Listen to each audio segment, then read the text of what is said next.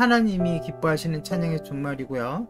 세미나는 3페이지, 4페이지 정말 간단한 찬양에 대한 이야기입니다.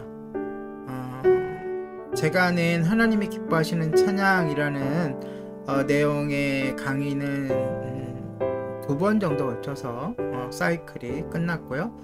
지금은 멈출 수 없는 예배자라는 주제로 제가 찬양 공부를 하면서 읽었던 책의 내용을 그대로 약간 편집해서 함께 나누고 있습니다. 오늘의 주제는 멈출 수 없는 예배자. 지난 방송에 세미나 2부에서 시작을 했고요. 제가 그 재생 목록에 하기찬 코너에 모아놓았으니까 한번 참고해 보시기 바랍니다. 멈출 수 없는 예배자 2번째 시간 함께 나누도록 하겠습니다.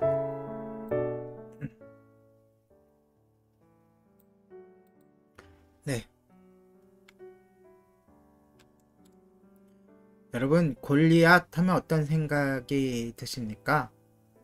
하나님을 경배하는 다윗에게 골리앗은 분명한 적이었을 것입니다. 그런데 우리도 하나님의 이름에 명예를 걸고 싸우는 전쟁터에 서 있을 때 이런 종류의 반대를 예상할 수 있을 것입니다. 바로 골리앗 같은 존재이죠. 그런데 특히 자기 가족 내부에 반대는 매우 다른 것이고 이 확신하기에는 그 경우가 그 반대의 강도가 훨씬 극복하기가 어렵다고 여겨집니다. 그런데요, 2차 세계대전 당시 독일의 그리스도인이었던 히틀리 보네퍼의 이야기를 잠시 하도록 하겠습니다. 왼편에 그의 사진이 나와 있죠. 보네퍼는 언제나 이렇게 말했습니다. 그리스도는 사람을 부르실 때, 우리를 부르실 때 그분은 그에게 가서 죽으라고 명령한다. 우리를 부르신 것은 곧 우리를 죽으라고 명령하신다는 것입니다. 분명히 이 보네퍼는 자기 십자가를 지고 자기를 부인하고 예수님을 따르는 바로 제자도에 대해서 이렇게 말한 것일 것입니다. 직접 진짜 죽으라는 게 아니라 정말 자기를 부인하고 자기 십자가를 지고 주님을 따르는 제자도를 이야기했을 거예요. 그러나 보네퍼 자신에게 있어서 이것은 더 많은 문자적 의미를 지닙니다. 39살에 전쟁이 거의 끝나갈 무렵 그는 감옥에서 붙들려 나와 히틀러와 나치당에 맞서 용감하게 교수형을 당했습니다. 그는 옥중서신을 남겼는데요. 이것은 삶의 끝이지만 내게는 삶의 시작이다. 그들은 그의 몸은 죽일 수 있었지만 그의 경배는 멈추게 할 수 없었습니다.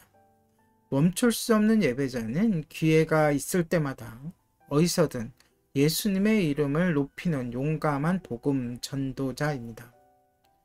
그들이 드리는 경배의 제물들은 그들이 교회 안에 있을 때처럼 교회 밖에서도 그렇게 진동합니다. 그들은 담대한 마음을 갖고서 이 세상에 하나님의 좋은 소식을 증거할 모든 기회를 잡습니다. 바로 이 일을 위해 사슬에 매인 사도 바울은 에베소서 교회에 촉구합니다. 에베소서 6장 19절에서 20절. 또 나를 위하여 구할 것은 내게 말씀을 주사 나로 입을 열어 복음의 비밀을 담대히 알게 하옵소서 할 것이니 이 일을 위하여 내가 쇠사슬에 매인 사람이 된 것은 나로 이 일에 당연히 할 말을 담대히 하게 하려 하심이라.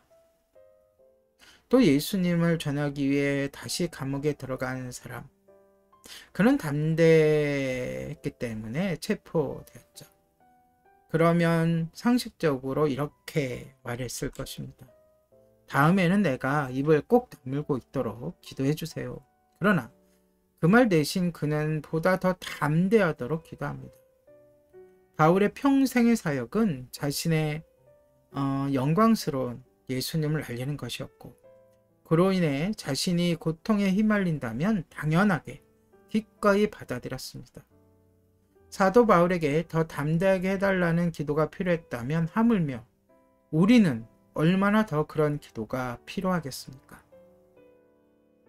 제 얘기를 잠시 하자면 저는 항상 교회라는 상황에서는 교회에서는 예수님을 높이기가 정말 쉽지만 그 밖에서는 그런 교회를 발견하고 잡기가 너무 어렵다는 것을 알게 되었습니다.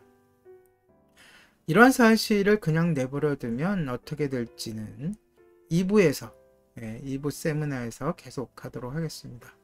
멈출 수 없는 예배자 그 두 번째 시간 세미나 1부였습니다. 이어서 또 찬양 3곡 하고 또 세미나를 이어가도록 하겠습니다.